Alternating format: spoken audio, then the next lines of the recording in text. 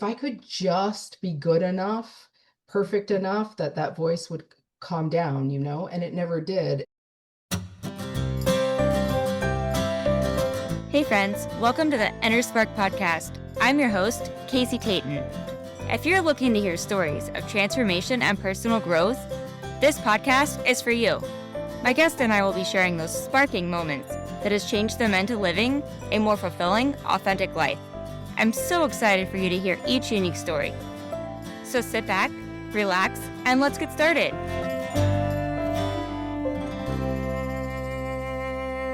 Hey friend, welcome back to the Inner Spark podcast. I'm your host, Casey Tayton. Today, I have my beautiful friend, Tania Cervoni with me.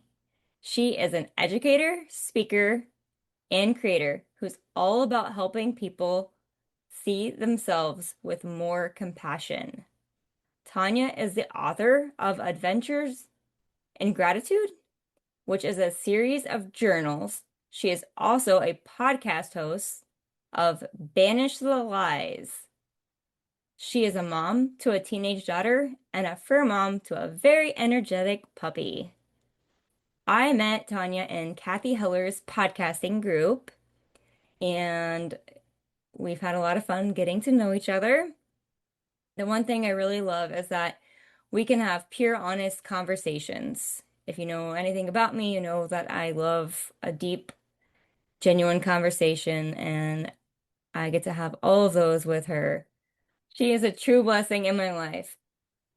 She's walked the path herself of exploring many different healing modalities, and she's come to believe that healing isn't about fixing who we are, but about connecting to the wholeness that was always there and never broken. Those words are so powerful. And I am just so honored to be able to call you a friend and be able to connect with you in all the different ways we've connected. Welcome, Tania. Let's dive in and have some fun. My goodness. Thank you so much. I'm glad we're starting on a mutual love fest. What a sweet introduction. I feel equally blessed and totally excited to be here to have another open, honest conversation. If people knew what we were talking about before we started recording, we'll save that for the special outtake at some other point. But it was real and it was honest, that's for sure. So It is a special gift that I do love and respect about you. thank you. Likewise. Would you like to tell my guests a little bit about yourself? Sure. You gave the high level overview there. My background from education slash career perspective has always been in the realm of teaching. At one point, I was actually a high school teacher. I lasted all of 3 years in that, and then transitioned into the corporate world doing leadership development. I think what I've always loved about that, and that's still part of the work that I do in the world, is just helping people discover their potential and related to that, getting blocks removed out of the way. So I've done all kinds of different courses. I was certified in delivering programs like Crucial Conversations. And I remember one woman saying to me, this was a corporate setting, and she came to me after the course and she said, I just want to thank you, Tania. And I'm like, okay, great, you're welcome. And she's like, you saved my marriage. I was like, say what? And so she's like, I have not been able to talk to my husband without us kind of like completely stonewalling each other. And I've been using these tools in the course, and I was actually able to sit down and have a conversation. So doing things like that, helping people get through blockages, better listening, compassion. And now in this chapter of my life, feeling really called to go more into the personal introspective healing angle. And that's where the Banish the Lies podcast really comes from, because when I look back for as long as I can remember, I've been on this journey of dealing with that inner voice that Yeah. always told me I wasn't good enough, it wasn't perfect enough. And I realize that this passion that I've had for self-development has really been trying to find ways to deal with that voice. And I always thought that if I could just be good enough, perfect enough, that voice would calm down, and it never did. And I'm recognizing that was really anchored in the voice of fear. It was a voice that I think came from a very early age to protect me because the underlying belief was if I can just not screw up, if I can be acceptable, Mm. I would protect myself from punishment, from criticism. And I guess that's what I meant when you shared in the introduction that when I'm finally learning at the ripe age of Yeah. 54, we're being honest, right? Yeah. I feel like I'm now getting it that there was never anything to fix. All these judgments, all these stories, all these labels Yeah. were imposed either by me as a young child making decisions about my environment or the conditioning from parents and from society. And healing at this stage of my life is like peeling away those layers to get back. That's what I mean by the wholeness that was always, I mean, we're born innocent, perfect, and whole is my belief, Yep. right? I also believe that we are these divine beings having this human experience. And we have all this crap that gets layered onto us. And if we can tap into that place of love and recognize that those voices are not the truth, thus the title Banish the Lies, those are lies that we acquire or make up or take on, then we can get back to that place of wholeness and joy. And it's taken me a lot of years to get there and a laughable list of learning healing modalities that I've tried. I say laughable. All of them are Yeah. beautiful and valid. But if I were to like tell you everything I've Hmm. done, you'd probably be like, and you had time to have a day job. Aside from that, yes, I live in the United States, originally from Canada. I'm a mom, a fur mom, and total book nerd, and really excited about podcasting and this next chapter of my life. I've done speaking before. I love to share my voice, and I'm really just hoping that sharing from the experience of things that I've gone through, insights that I've gained, can help someone else. It's time to pay it forward. So yeah, I'm excited to see what will come of that. That is so much goodness in all of that. I love that you've done healing yourself, and you guys, she has a lot of knowledge. She basically just summed it down in a sentence. But yes, when she talks about lists, I was mind blown when she's rattling off these things. Oh, I've tried this and I've done that. And I'm like, yes, that's the stuff. I think that there's something where we get to a part of our life where, as you said, those are the lies.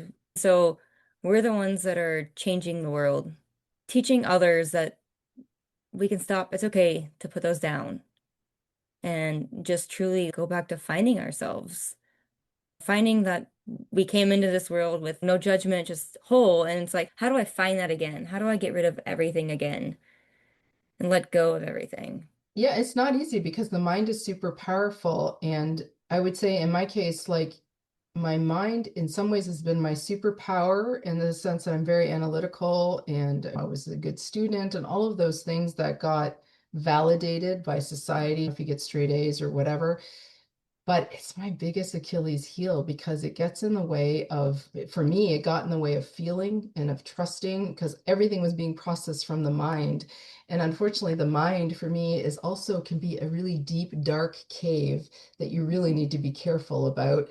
And just today, as a small example, I was coaching a friend because it's always easier to point out to someone else the Mhm. traps you see them falling in and not so easy to see them in yourself. So this is what Yeah. friendships are good for, and coaches and therapists and all the rest. My friend had taken offense by something that someone had shared, and I read the same message and I'm like, I don't see the offensive part. So I said to my friend, I think this is an opportunity for you to send a lot of love to that part of you that is afraid of being judged.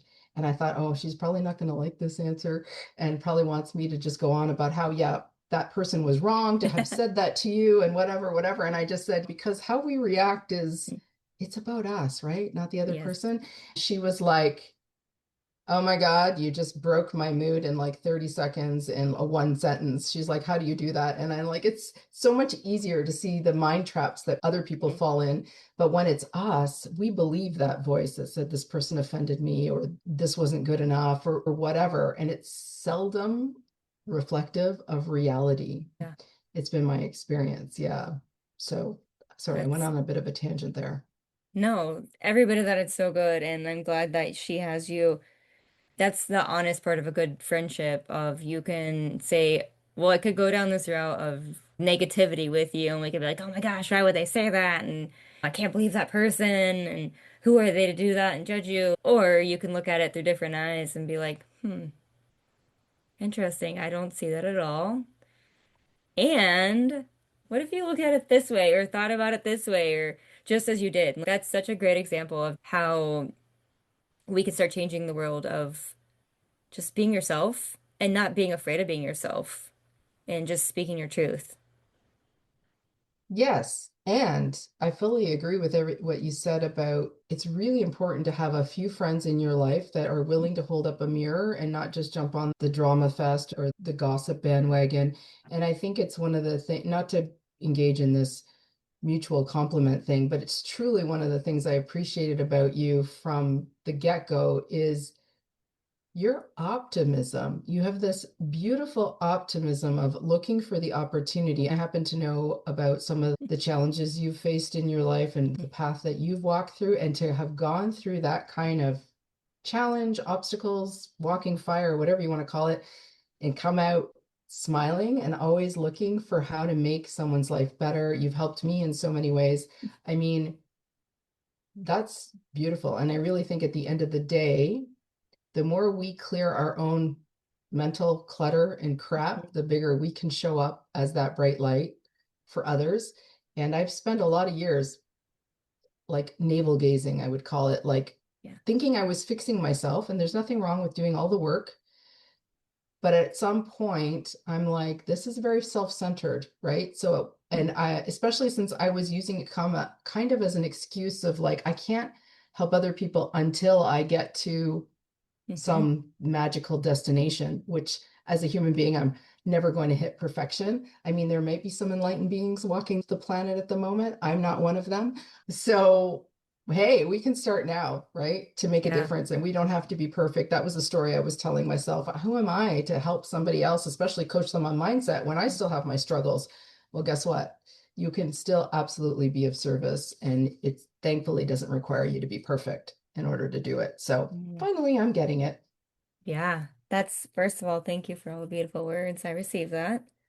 Great. Perfectly imperfect is something that I stand is there's really no such thing as perfect. It's just a thing we draw in our mind or society has told us or we've heard and thought, oh, I have to be a certain way, act a certain way. And I'm gonna dig into a question with that. Would you like to talk about what started you on this whole journey? When did you start this journey? Were you young? I mean, everybody has kind of started journeys at different ages or just been curious about different things. Yeah, for sure. I would say that I've been I guess you can use the label seeker. Sometimes people use that term, seeker of truth, seeker since probably 12 or 13 years old. I identify that age because so I was a very chubby kid, overweight kid. I don't know the politically correct term. Back in the day, they'd call you fat, and I don't use that word Yeah. typically, but that was what I got called in grade school. And that sort of just was an extra layer to everything that was happening in my childhood, where I had a very strict upbringing by loving parents, but they were first generation Canadian. And the Mm. cultural heritage was that they were very strict with me. And I struggled to fit in to school. So between how I was being raised and then being overweight and being teased and bullied, resulted in a lot of low self-esteem, which developed into an eating disorder at around the age of 12. It started off as anorexia, but let me tell you, it's very difficult to be anorexic in an Italian family. You can, especially when your grandmother who makes homemade pasta, your Oh, grandmother lives with you, there's no such thing as I'm not hungry. And I'm not hungry just means that you're going to only have one portion instead of three portions. That quickly morphed into bulimia, which unfortunately I carried through into my 30s. So I would say it was over 20 years of struggling with an eating disorder in and out of hospitals. So during that time, I was trying to fix the disorder. I've shared my age, so everybody knows this was pre-internet, pre-social media. I felt very alone. So whatever I could find in the libraries, I'd be reading to try to understand what it was that I was experiencing. And unfortunately, even the mental health professionals, weren't necessarily well informed. I can give you one example. So when I was in the hospital, they would assign a nurse to my room to make sure I ate. Hmm. And they were confusing anorexia and bulimia. So they'd make sure I'd eat my meal and then they'd leave the room,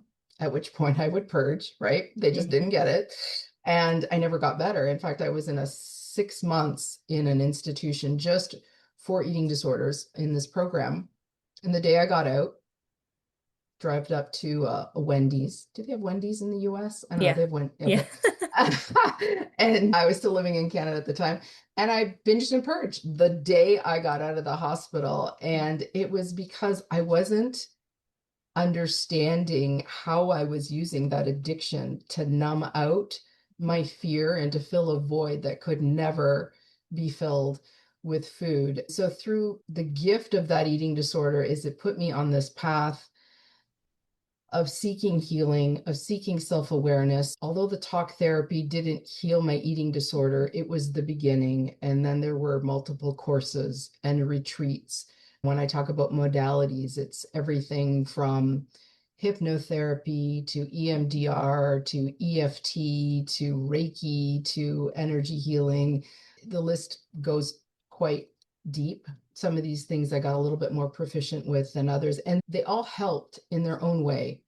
But I think the biggest turning point for me, at least in terms of my eating disorder, is, and it sounds overly simplistic, you kind of want to think, well, why couldn't you have figured that one out earlier? But it was being able to sit with the discomfort and Yeah. feel things. There was this fear, and I assume it's underneath a lot of addictions, where if I actually felt what there is to feel and to confront, like somehow I would lose my mind or I wouldn't be able to cope or whatever. And just being able to sit with a feeling instead of trying to stuff it down or starve it away, or in my university years, definitely overused alcohol for the same purpose. Thankfully, didn't become an alcoholic, but my behavior certainly was concerning at the time. I would say it started pretty young and was very destructive for a long time. And then somewhere in my early to mid 30s, I started to just get into my body. I was like numb sort of from the neck down. Everything was going on in my head, and I had no relationship with my body. I was completely cut off. And so the embodiment process and trying to feel safe in my body. And that's where I will say EFT was really helpful in trying to train my nervous system to kind of quiet the charge around certain beliefs in my system that were causing this fight or flight response. So yeah, it's been a long journey, and I'm Yeah. grateful for all the tools and the teachers and the coaches and therapists. So for me, it was definitely not an overnight fix, and I'm still a work in progress. Yeah. Thank you so much for sharing that. And just being open about um anorexic, bulimic, those things aren't talked about. I know we've had conversations where I was accused of that, and that wasn't what was happening, but that was just the answer is she's seeking attention. So And someone thought you were yeah, anorexic or bulimic? yeah. Okay. So when I first got sick, my stomach was Oh, stopping. right, Yeah. right, And right. so they accused me of both, and I would have people come sit in my room and it's like slam a drink down in front of you and say, "Drink this. We're gonna watch you drink this." It's like it's not that easy. And then if I throw up, they're like, "Oh, you're this now today." And it was so much of you're just wanting attention. And Wow. so it's like you try and go and ask for help, and you get help, and then people just they don't understand. And people say, "Oh, you're sick. You have a disease." And to me, that's a dis-ease in your body. And I didn't look at it all that way when I was going through this. I had the dark thoughts. So I just want to thank you for just being so open to share about it and that it's real. It's serious. And it sounds like you put a lot of pressure on yourself to be the good girl, to be the one that did everything, how things were supposed to be done, how you thought they were supposed to be done, and Yeah, just the challenges you face through it. yeah, absolutely. I would say there was a lot of people pleasing, peacekeeping, because there was a lot of stress growing up. And I love my parents Yeah. dearly, but they were not equipped. My dad had a really abusive upbringing. Mm, So he did better than his father did, but Yeah. he wasn't equipped with many tools. He grew up before Oprah Yeah. or Dr. Phil or Yeah. any of internet or therapy or whatever. So it's not from a position of blame, Yeah. but it became very obvious to me that I needed to stay quiet, be Hmm. good, don't rock the boat, don't upset your parents, your father, whatever, shit's going to hit the fan. And then it would be like your fault. And I think as a Hmm. child, also, it's really easy to blame yourself. I'll speak for myself. I think it wasn't a conscious decision, but I think early on, I decided there must be something deeply wrong with me to Hmm. deserve this kind of treatment or this reaction or even just the yelling or whatever it was. Because I think I'm guessing I had one of two choices. I could either think there's something wrong with him, which would be very scary as a child, right? Because Yeah. he's my parent and I need care, or there's something wrong with me. And feeling that there's something wrong with me gives me that locus of control. If I can just be good enough, this is going to stop happening. And unfortunately, that you do that frequently enough, it starts to come with you into adulthood. And those decisions from childhood that once protected us, not only do they not serve us in adulthood, but they really are huge obstacles to things like having healthy relationships, Yeah. marriages, parenting. It shows up everywhere. I mean, with my daughter, God bless her, but she has been my biggest teacher. When you start to see in your child things reflected back to you, and you're like, oh, I created that one. She's like a mirror for things that are going on with me. I do think Right. it's important Yeah. to be very open and honest about things. And I carried a lot of shame. I think for any addiction, and certainly bulimia, it's not a glamorous addiction in any way. And I hid it for a long time. I also didn't openly talk about the fact that at 17, you know, the bulimia had gotten so bad, I was pretty certain I was going to just die from what I was doing to my body. So I did try to end my life. Thankfully, God had other plans. So I'm here to tell the tale. For sure, it was a divine intervention. So I've had the dark nights of the soul and really grateful to be able to discuss them from a different vantage point. And my hope in sharing them is not to like freak anyone out or gross anyone out or anything like that, but just to say if you're there, it can change. There definitely is hope. There's nothing wrong with you. You're not broken. There's something wrong with the way that you're handling things that needs Yeah. to be healed. But you, as a core person, in your true essence, you're not broken. And the biggest gift you can give is to stop judging yourself that way and to stop beating yourself up. In my experience, that's was one of the toughest things is to be kind. And I'm still noticing, it's really funny. This may sound silly to someone who's maybe doesn't have a really strong inner critic, but just Yeah.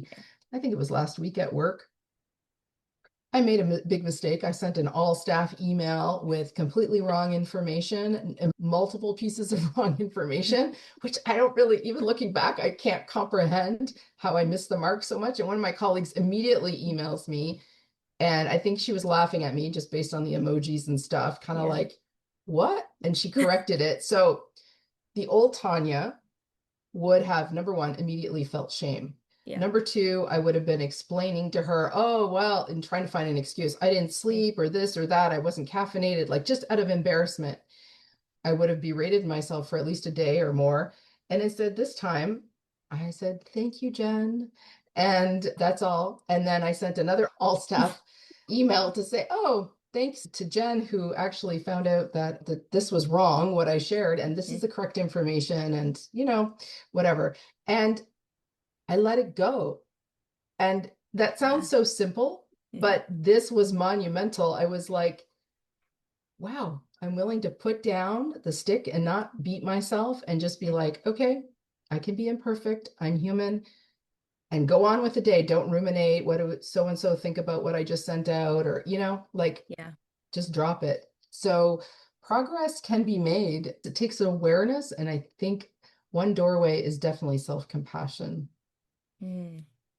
Thank you again just for being vulnerable and sharing about your experiences.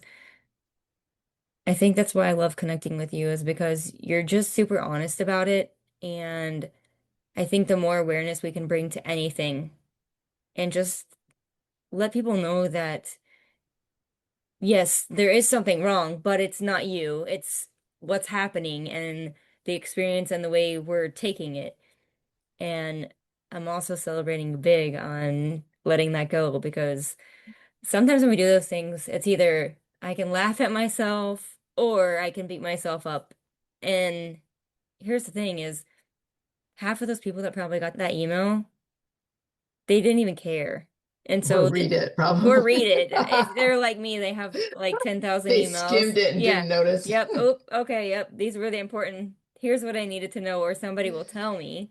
And we can either sit and think about it, Yeah. which is what so much of the work we're all doing. I know you're doing it, and coaching is just, and now you can see it back in your daughter too. Yeah. It's just allowing people to be themselves and not judge. God bless my parents, good parents. I love my parents, but we were the ones that didn't say much or always felt like it was our fault. Hmm. And we weren't taught to ask questions like, "Oh, is this my fault? Am I the problem?"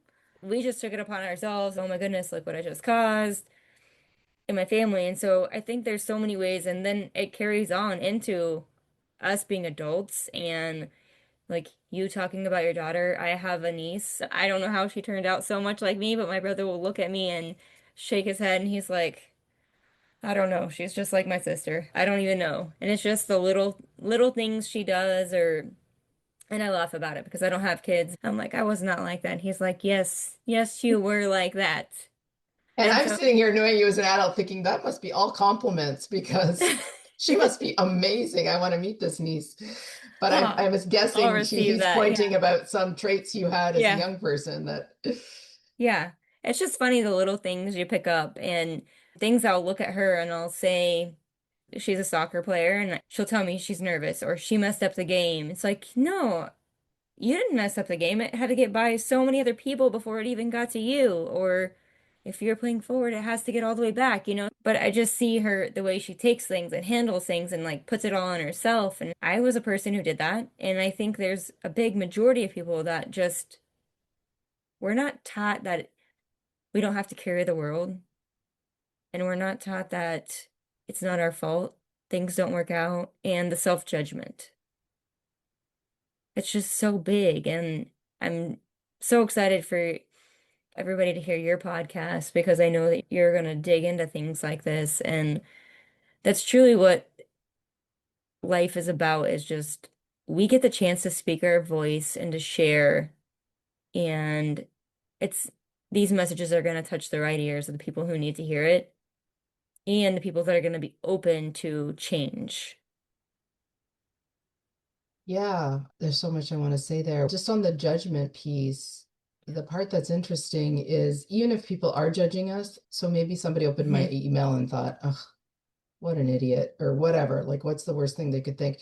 Yeah. But then they move on with their day, right? The Hmm. judgment we typically have for ourselves can go on for hours and if not days. And then for myself, I would punish myself. And so Hmm. we're rarely ever as cruel to others as we are to ourselves. But beyond that, I think there is like an erroneous belief that if I'm self-critical and if I stay in that role, that somehow it's going to make me better, right? Like if I Yeah. just keep catching every one of my mistakes and then punishing myself, I just won't make it again. But the irony is, and you see this with children too, that the more critical you are of them, the more they become afraid of making mistakes. And guess what? The more they make mistakes. So it's a completely backwards way of dealing. So not only is it painful, Hmm. not only is it useless, on top of it, it makes everything worse. And when I'm so focused on beating up myself, what do I have available? What space do I have available to be there for Hmm. somebody else? Right. So I'm just caught up in my own world and I not of contribution when I'm in that space. And so I'm just finally, thank God, done with it. And I am Yeah. so excited to be around people who claim to be imperfectionists. And this is part of, I know we've talked about before, part of what drew me to this podcasting course with Kathy, because, and you have been my biggest cheerleader. And Tanya, go forth, do it messy. and be imperfect, embrace the C student. Like, it's so uncomfortable. So this podcast, as much as yes, I want it to be of service to others, I'm not going to lie. I'm getting so much just out of the process, doing a recording and letting it be messy, not re-recording it, not overthinking about, did I say the right thing, the wrong thing? Did I say too much, too little? Was I rambling? Who cares? Was my heart in the right place? Do I have that intention? Do me showing up, do me, see, good English. Yeah. Do I help someone else by showing up Yeah. imperfectly? That's my hope. And it's just been a gift. The process of doing it, I was saying to a friend that this podcasting journey, I did not realize it's kind of like years of therapy in Mm. action, because this is where the rubber hits the road. You can read all the books Yep. about being kind to yourself and being imperfect, and it all sounds great in theory. Hmm. But until you're willing to do it, until you're willing to be seen, you're willing to just hit publish, even if you feel completely uncomfortable, it's not going to rewire that part of the brain that says it's not safe. Mm. So I always thought I needed to feel safe to take the action. Yeah. But interestingly, I had it backwards. A lot of times you have to take the action to teach your brain that it's safe. And that action is never within the comfort zone that we would like, right? It's always Yep. either at the edge or way over the edge of it. And so to quote my daughter, I'm very nervited, which is nervous, nervous and excited about this podcast. So yeah, it's great. Aside from all the other cool things about meeting folks like you in the process, but really just, yeah, it's like therapy in action, which I never really Mhm. thought, because I'm like, this podcast is about helping others, which yes, it is. And it's tremendously helping me at the same time. So I guess that's how it works. When we show up in service, we reap so much benefit as well. It's kind of like when you give to someone, the feeling of giving Mhm. just feels so awesome, which I know you know all about because you do so Yeah. much in the world to help others. I will tell you, there's a difference though between podcasting and going out and speaking in the community. Tell me You know, about that. What do you mean? because when I go out and speak in the community, I'm not necessarily speaking about myself. Ah, okay. I'm speaking about something that's important to me, something that has led me, that I feel called. This was my purpose. When I started podcasting, it was really telling my story. And that's where Hmm. the therapy part came in is, can I talk about my story?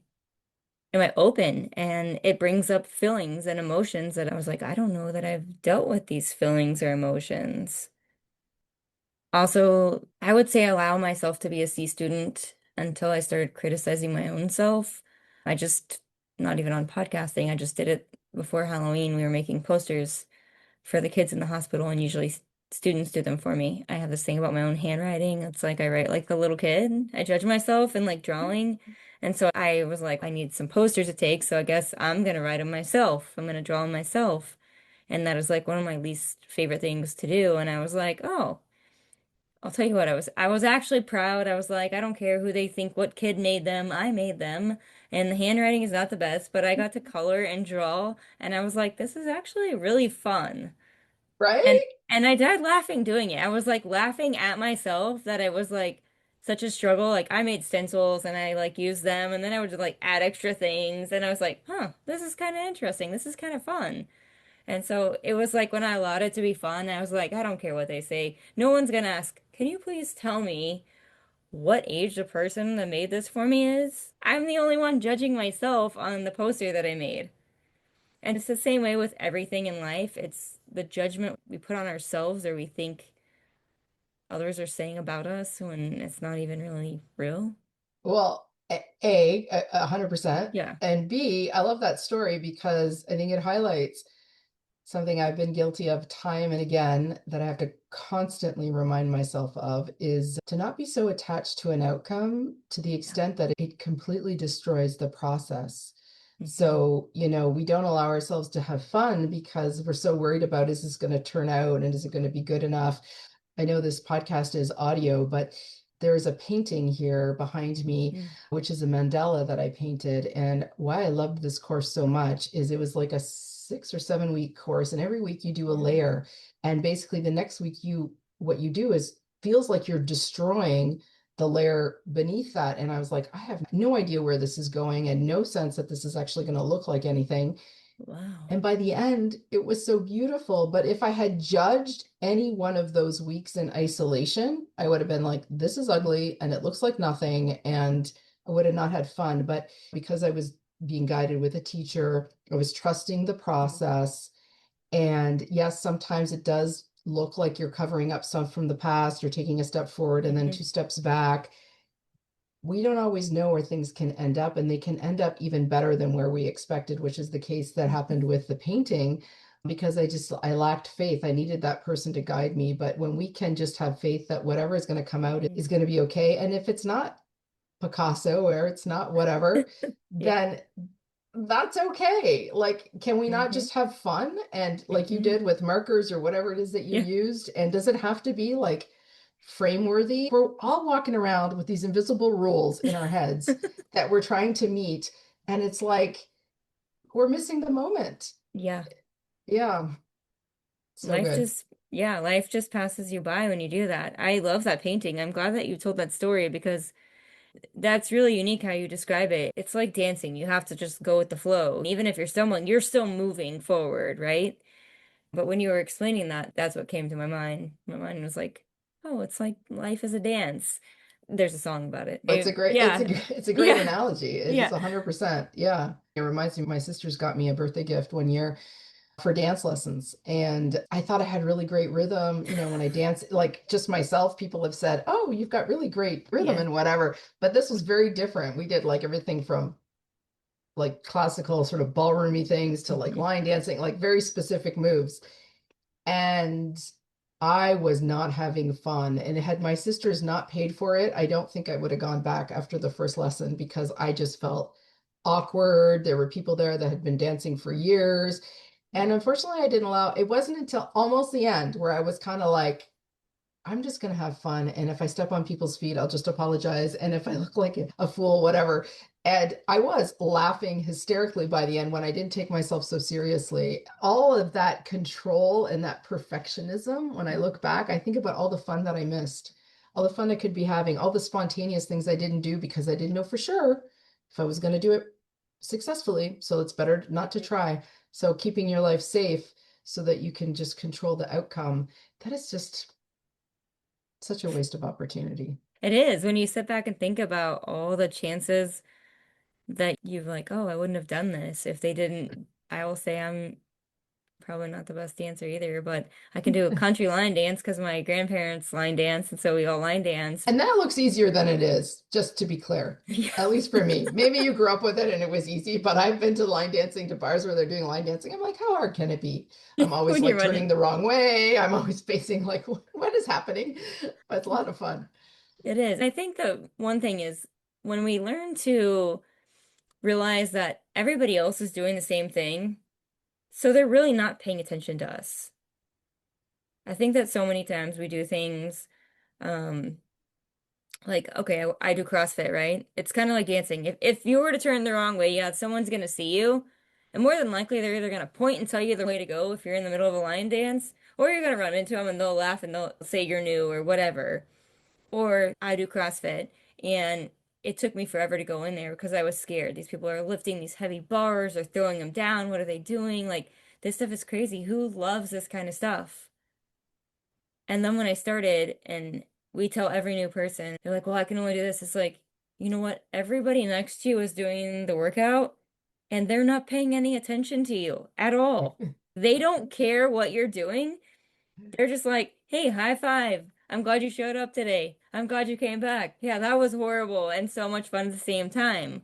Oh my But no one gosh. is like paying attention to how much weight does she have on the bar? Did she really do a full squat? Those aren't things that people are paying attention to.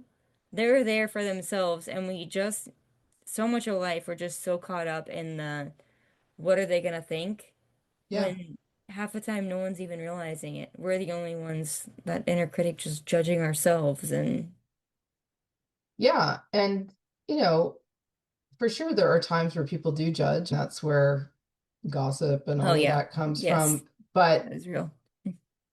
the cost of living your life according to the Mhm. assumptions you're making about other people's judgments, or only doing things that you think will not have people judge. Like, What a small life. I think the people who have big lives, who do, important things, unprecedented things, at some point, I'm assuming, had to stop caring Yeah. about what the world thinks. Otherwise, they would never have stepped out into that stage. And as soon as you're doing something that's public, whether it's just simply working out at the gym Mhm. or something like speaking publicly, like you did, I mean, yeah, you do open Yeah. yourself up to potential criticism. I do agree. It's a very small percentage of people. And those people, do you really want to care about what they think? Because chances are really good if they're judging you, that says a lot more about how they feel about themselves, right? Which I know is hard to sometimes accept because, sure, judgment, criticism can hurt, Yeah. but it's a reflection of whatever insecurities. I think that statement of that hurt people is Mhm. so very true. And yes, 100% have have curtailed my life and the risks I've taken based on wanting to avoid looking bad and trying to look good at all Mm. times. Yeah, validation, be good enough, whatever, not fail, God forbid, failure. Oh my Yeah. goodness, make a mistake? No, not in my vocabulary for so long. And now I'm like, bring it on. We're going to do it messy. We're going to send emails with wrong information, not on purpose, obviously, but we're going to just embrace the imperfection of it all. Yeah. Life is really about having fun and making your own fun. And yeah, quit being serious. I tell people that, but it creeps in on times. I mean, I led that call the other day and I was like, oh my goodness, I totally forgot to introduce myself. And like all these things played through my head that I could have done better. And I reached out to you. It's like, oh my goodness.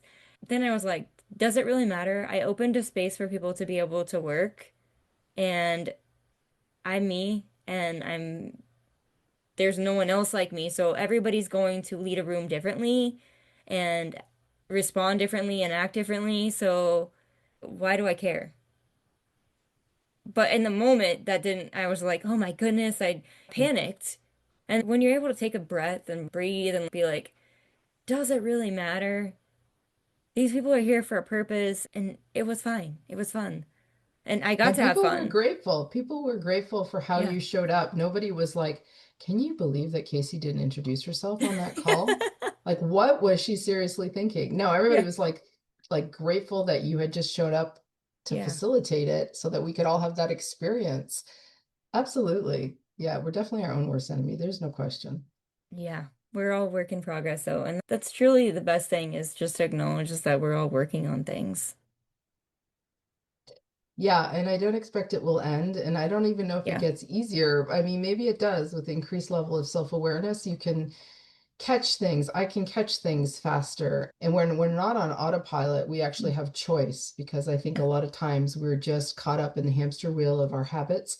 And that's one of the gifts of this work. And one of the things I want to bring to light in my podcast is ways to catch that voice because it's not obvious because it can operate in the background and just seem like the truth. And if you don't know for the signs to recognize, you won't necessarily even question it. If you don't see how it shows up, how the cost, not only the cost, but a lot of times there's a payoff, right? Mhm. The things we do, even the painful things we do, the places that we get stuck, there's a payoff. There's something we're getting out of the self-criticism, out of not leaving the abusive relationship, out of continuing the addiction, whatever those things are. As much as we say we want to stop it, we want to end it, until we recognize the juice, if you will, that we're Yeah. getting from it, the way that it's somehow keeping us safe or feeding us in some way, then the ability to choose will be compromised until you come to terms with that. So that's why listening to these kinds of podcasts, having these kinds of conversations, when you can see yourself in someone else's experience and go, oh, yeah, maybe I do that too. Where does that show up for me? And really investing some time in having that inquiry. I'm a big fan of journaling these things out. For example, one of the things I do hope to share, I've started developing these guided journals. So I did the gratitude journal, that's for kids, Mhm. but there are some other journals that are in the works that'll hopefully be published in the coming months, where you take each one of these lies and you go through taking a look at where does it show up, what's the cost, what's the payoff, what's an alternative story you can tell yourself, and what do you need to do to hold the vision that aligns with truth? How do you take actions in the direction of truth instead of in the direction of this inner Mhm. critic whose job is to keep you safe but really small? and to dim your light, right? Not intentionally, but that's what happens. I think it's really about finding what works for you. Journaling has been a real gift for me, along with all the other things that I mentioned previously. I don't know if there's something that you like to do to keep you in that optimistic frame of mind that I experience when I'm in your energy and your presence. Thank you. I'm gonna have to check out your journaling book and I would like to link it. Do you still sell it? Yeah, the kids' journal is on Yeah. Amazon. It's a four-part series. You can look it up either by the title, Adventures in Gratitude, or the easiest way, because there are a lot of like thousands of Yeah. kids' journals on Amazon, is to search under my name and then it Yeah. will come up. We'll put it in the show notes. We just did this thing today. I was laughing when you were saying this because I relate. And it's like, oh yeah, I do this. I type my notes out a lot on the computer. And Oh, so I'm really? not like physically, like during a call, I'll be typing my notes Oh, instead of writing them. okay. And so on my computer, I have all these notes and I can just flip back through. Today, she asked us to pull out a piece of paper. We had a call this morning and she said, pull out a piece of paper. And she gave us this new morning routine. Part of it's to journal. I was like, okay, I'm gonna do that. I went through all the other steps except for the journaling part. And I have a gratitude journal, but I really just like list the things out. And so that Hmm. is easier for me. But when you are told to journal for 2 minutes, and it's not type for 2 minutes, it's actually like physically write it down. Yeah, there's I something about using your hand, yeah. apparently, that's very effective. And I realized that I have resistance to that. And so like the morning practices where you're supposed to journal for 2 minutes and then we did it today and I was like, I think it's because I don't like the pen. I think the pen's too small. And that really that's not even the truth. Or I'm like, I don't even have a pen that works. And so I was finding excuses to not do this. And what it brought up for me is that the handwriting thing. Or There even you my go. grammar. So if I'm typing my notes on a computer, I can type really fast and it'll Yeah. correct my grammar for me. Uh-huh. And Interesting. yeah, but when I'm writing, it doesn't correct it for me. And I look at my own handwriting and I would put judgment to it. I will just honestly tell you guys, I'm not the best speller in the world. Thank goodness for autocorrect and everything else. And I also get going a lot of times and I'll say there, like I'll just put that out there. And I think it's because I get so excited to say something that I don't pay attention. And then I'm like, oh, wait a minute, that doesn't sound The right wrong because spelling. yeah. And Yeah, I'm like, yeah. that's the wrong spelling. And so somewhere in my brain, I did this in school. And so I don't like to write. Mm. And so that hit me today. And I was like, oh, a kid's one. How fun would that be? Yeah, I judge my own writing and I get frustrated because I can't seem to write fast enough to keep up with my thoughts, and then the writing is messy Hmm. and sometimes I can't even read what I wrote. But with the kids' journal, it's funny, I ran it by my daughter. So at the time that it was first published, because then I did a new edition in 2021, they were originally published in 2020. And my daughter had looked at it. She's like, this is good, but I think you can make it more fun. And so in addition, in addition to listing the three, like, so there's, you list three things Yeah. that like they're best parts of your day. Then there's a space to draw the best part of your Ooh, day. And then yeah. there's a mood meter. You can say what your mood was. But then on top of that, we put like coloring pages and word searches and like different things to make it more fun. One of my favorite parts is looking back. So we started to do this together. So she would write and then I would write beside her. And it's Oh. kind of like documenting your life. We'll look back to the things we did during lockdown, Mhm. because it was even that much more challenging, right, to come up with things to be grateful for during such a difficult period. But you look back on things that we wrote, and it's like, oh, yeah, we used to do that, like bake cupcakes for the neighbors because everybody was in lockdown. It was just the Yeah. different things that we would do. So it becomes a bit of a nice little historical record of your life. Mhm. Journaling can be deceptively simple. I discounted it for the longest time. Even simple journal prompts. Like I remember doing a program, and one of the journal prompts that I don't know, it just stuck with me. She said, okay, I want you to write at the top of the page, I forgive myself for dot, dot, dot. And I was like, Mhm. are you kidding me? Like I was just like, because she said, well, as soon as you have nothing more to write, keep writing. And even if you have to say, I don't know what else to say, just keep writing for X number of pages. She made us write. And in my conscious mind, I'm like, there's nothing I'm harboring like resentment for. I don't think I have to Yeah. forgive myself for anything. But wow, that opened up a floodgate of things that I didn't know that I was judging myself for. And I was just writing, Mhm. forgiving myself for the chances I didn't take and the conversations I never had and the this and the that. And then it was quite cathartic. And I think at the end of that one, though, I didn't have to worry about my writing. I just burnt the paper, Yeah. did it safely. Right. Don't set up the house on fire. But yeah, it can be a really great tool. Yeah. It's interesting how you can just get all the thoughts out of your head when just writing, even if they give you a prompt. It's like you said, I don't have anything to talk What? about. Why? Uh, But when you start going and then you're like, oh my goodness, I wrote like 3 pages. And I used to do it before, and I don't know why I stopped because I had all these notebooks full of notes.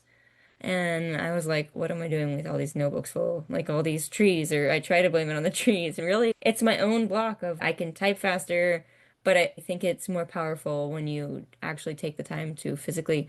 There's something about the pen and the paper, like physically writing it down yeah, than just yeah. typing it out. Like I type super fast, but when I'm like writing it down, putting the pen to the paper, and thinking about it, there's something, it feels different to me.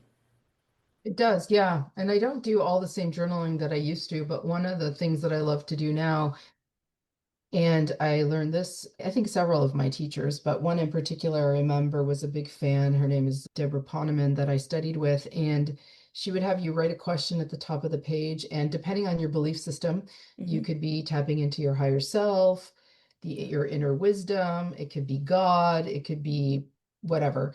And you ask for guidance. So, could be things like, what do you need me to know today? Or how can I be of service in the world today? Or whatever. And at first I was like a little skeptical. I'm like, this is just my voice talking back to me. There's no like higher Yeah. self coming through. At the beginning, I was like, okay, it doesn't really matter because if what comes out on the page Mhm. resonates as truth and carries a certain level of wisdom. So whether that's just tapping into my wisest part, whether that's God sending a message or my guides or whatever your spiritual beliefs are, does it really matter as long as what is on the page moves you? Hmm. And I'm often surprised what comes out, and it's always loving, it's always encouraging, and I love starting my mornings that way. Yeah, that's Yeah. definitely a practice I'm pretty consistent with. I love that. I think, Hmm. yeah, I do a lot of meditation, breath work and Mm. meditation. I also dance around my house and sing though. So, I'm not a singer at But all. that's an amazing, that is But an yeah. amazing way to raise your energy, raise your Hmm. frequency. And breath work is Yeah. unbelievable. I worked with a breathwork coach for over 6 months and I had no idea. I had done some breathing stuff through yoga and whatever, and it was all great.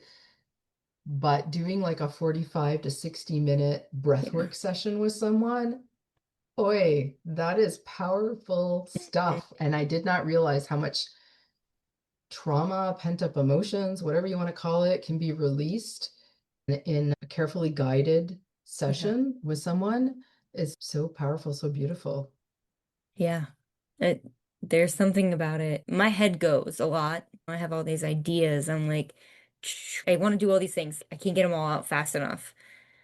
But when you're doing breath work, there's something about all these things just kind of vanish. And depending on what they're guiding you on, but it's just your head's quiet. And then you get into your like, okay, I'm going to sit in this awkwardness.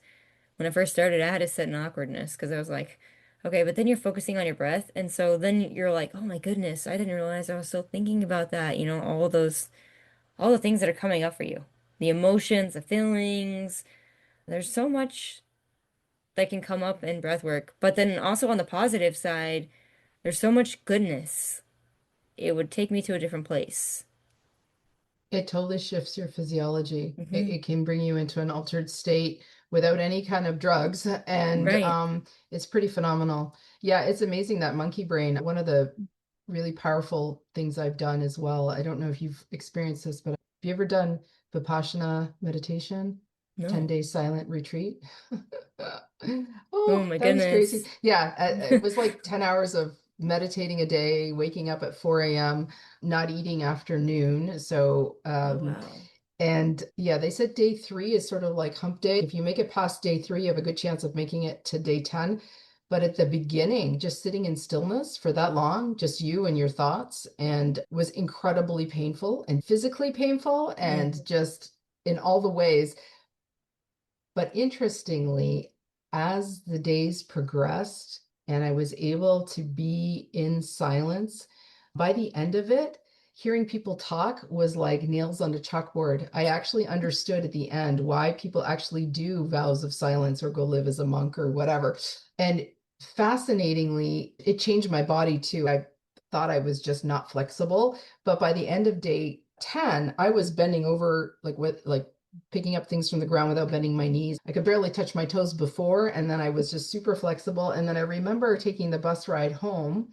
This was a place north of Toronto, and I was taking a bus. I didn't own a car at the time. And I remember looking out the window, and everything was like brighter and shinier, and I was just super present. And it took about, I don't know if it was like an hour into the bus ride for me to realize, to have the first thought that I had not had a thought in over an hour. When Mm. usually, how many thoughts do you have even in 60 seconds, right? Yeah. Ton. It was an amazing, and it was really funny. I went back to work and people are trying to figure it out. They're like, did you go to the spa? I guess I was like so calm and radiating. Yeah. Now, of course, I didn't keep up the practice. You're supposed to, we were prescribed meditation twice a day, 4 a.m. if you can, and then at night, so 2 hours a day. And ideally in the company of other people meditating. So there were groups for Yeah. Vipassana in Toronto. I did it for a little bit and I fell off the wagon, but that was also remarkable. If you want to see how crazy that voice on repeat is in your head, Yeah. try doing a meditation retreat.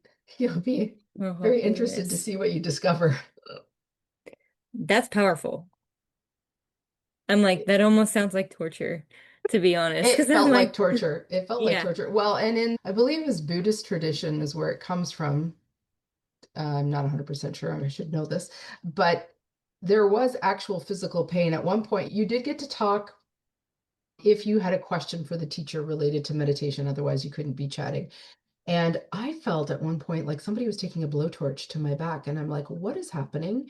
And they said that in their philosophy, this is something called samskaras, that these are essentially karma from past lives that is coming up to the surface to be burned. And it's not important that you believe in this to benefit from the practice, but it was interesting. There was moments of physical pain that seemed mm, a lot greater than pain that would just result from sitting in a position for so many hours.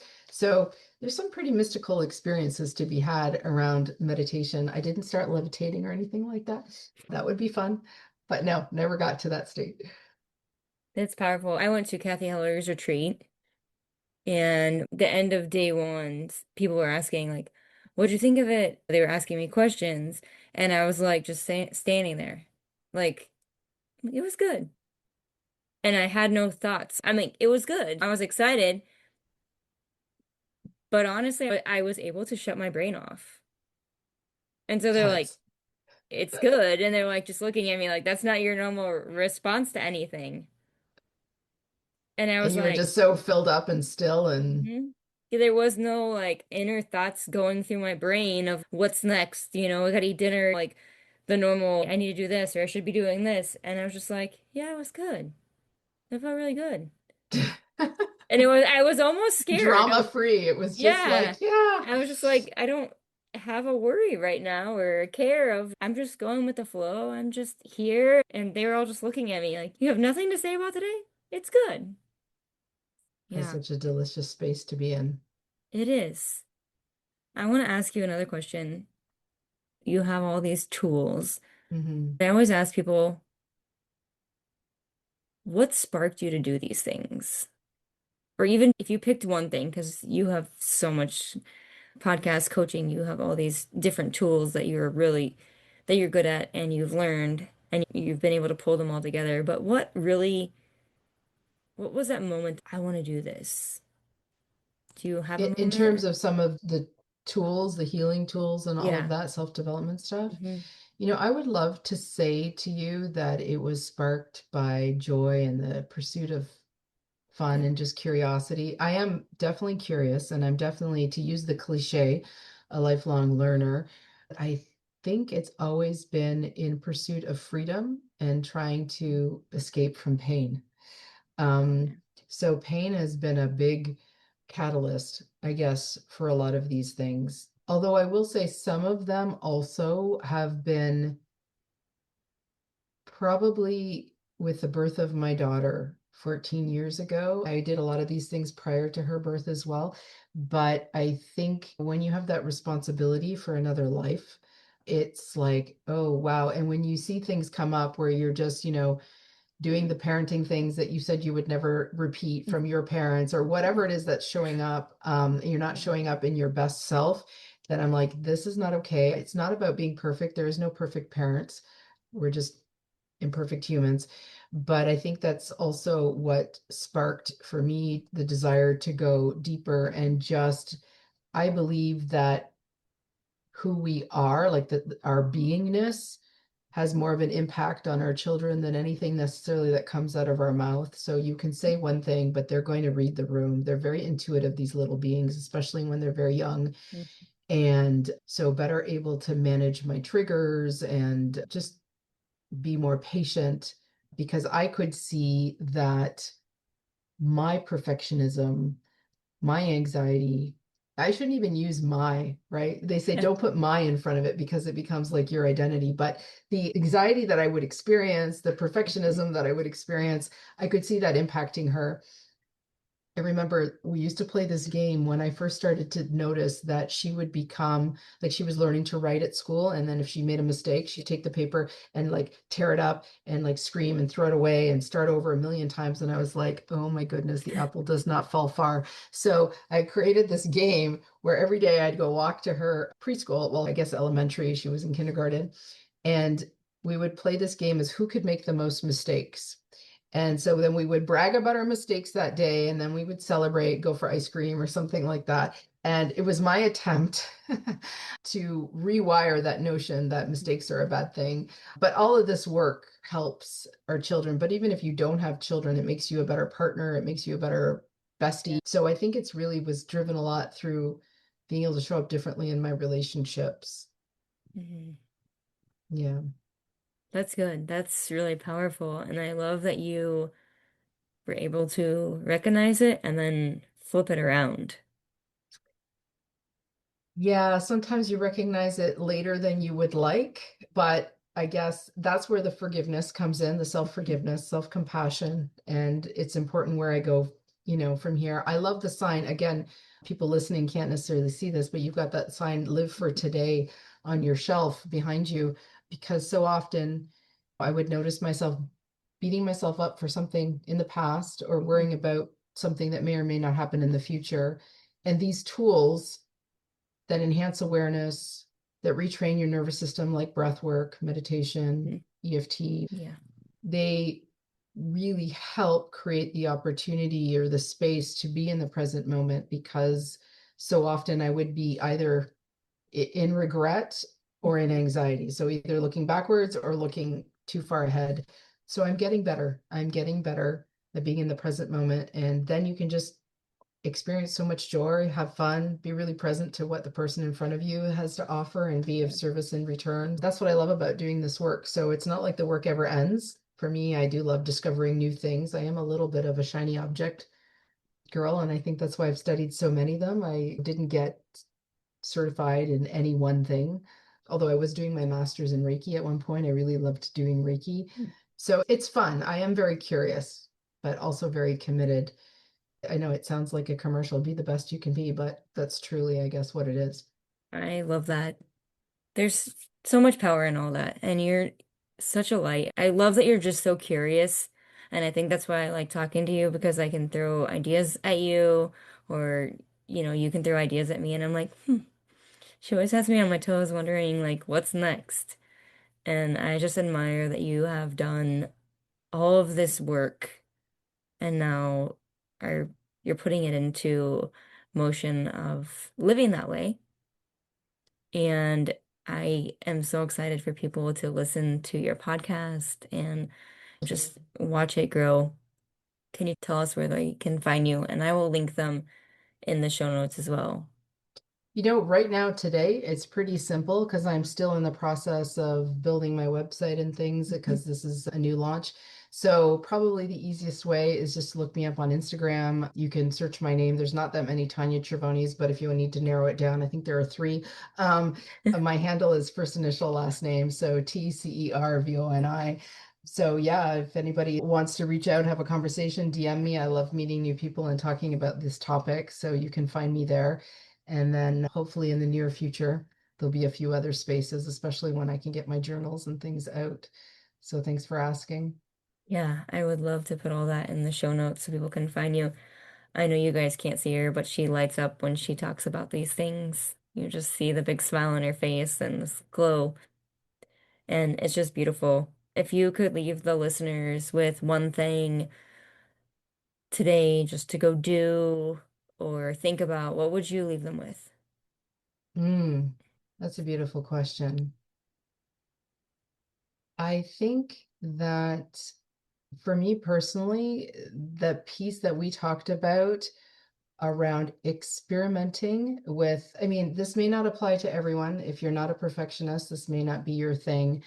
But this has been revolutionary for me. What we were talking about, being willing to be messy and show up in your best light, definitely put your best foot forward. But if you can just release the outcome and be in the process, be in the experience, whether you're like Casey creating posters or me with my Mandela art or me with putting out a messy podcast episode, be in the experience because otherwise we miss life. I'm realizing how much I have missed by just being so concerned about how it's going to turn out. And life is short. So be in the messy, be in the process, and just forgive yourself and let it go if it doesn't turn out, and then try again. It's been really life changing. It sounds very simple. And maybe those people who don't struggle with self criticism are like, what is she talking about? That's how I live my life. But for me, I would say have fun with that. Let it be good enough. Just let it be good enough. You will feel like I've noticed not only more fun, but it's so much less exhausting. I could never understand why some people could get so much done and I could just do a couple of things and then I need to lay down. What I've recognized is the amount of energy that goes into trying to control every outcome, every detail, worrying about who might think, is this good enough, perfecting it. It's bad when ChatGPT starts talking back saying that I think it's good. I think you might be falling into overthinking. That's a bad sign when AI starts to point it out to you. So, yeah, just let go of control. Just be in the experience Mhm. and just let it be good enough. That's beautiful advice for anybody. Yeah, I want to thank you. thank you so much for just letting me interview you and just being you. For the listeners, I will drop all of her handles in the show notes so you can go find her. I encourage you to go find her. She has been a light in my world and just she's helped me expand in ways she probably doesn't even have a clue, but she's just helped me grow as I'm growing myself. And it's been a lot of fun to get to know you. And I'm just so, so grateful that you were able to share with them the things that you've been through in life. They weren't easy. Mm. And so many people can get stuck on those.